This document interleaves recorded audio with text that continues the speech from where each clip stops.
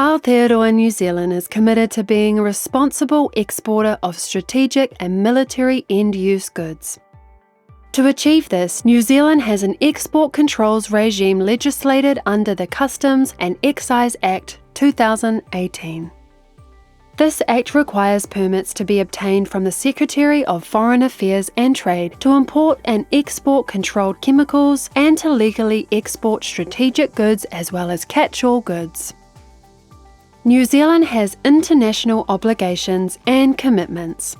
We belong to 4 international export control regimes and the Arms Trade Treaty. The regimes each have expert working groups that identify items that need to be controlled. These items can be goods, technology, or software. New Zealand's export controls regime controls exports which may not be in our security or national interests or may enable human rights abuse.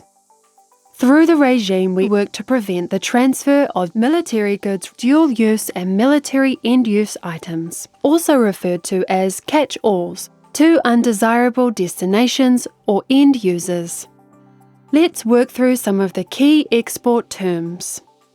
Exports may not always be physical. For instance, they could include IP, technology, or software.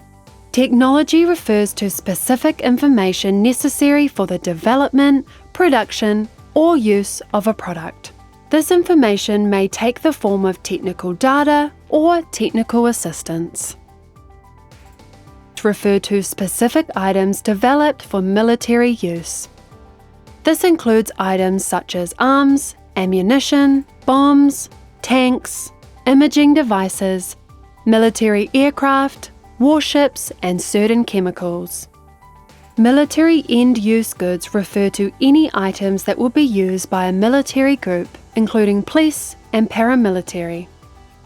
Dual-use goods refer to any items developed for commercial purposes that may be used either as military components or for the development or production of military systems. There are penalties for failure to comply with the export controls regime.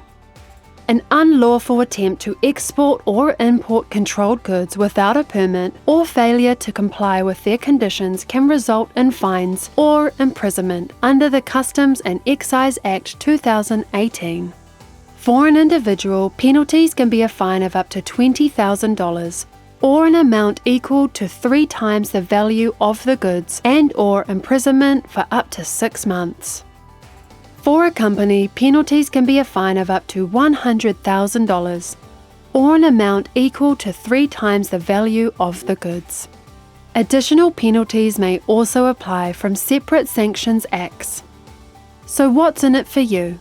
By understanding export controls, you can avoid wasting time, resources, and money pursuing export options that may not be viable. By complying with export controls, you can avoid prosecution and a loss of reputation.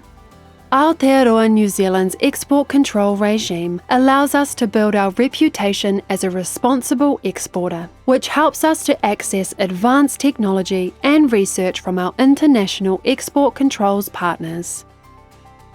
To learn more about the export controls regime, check out the rest of the export controls training videos on the Ministry of Foreign Affairs website.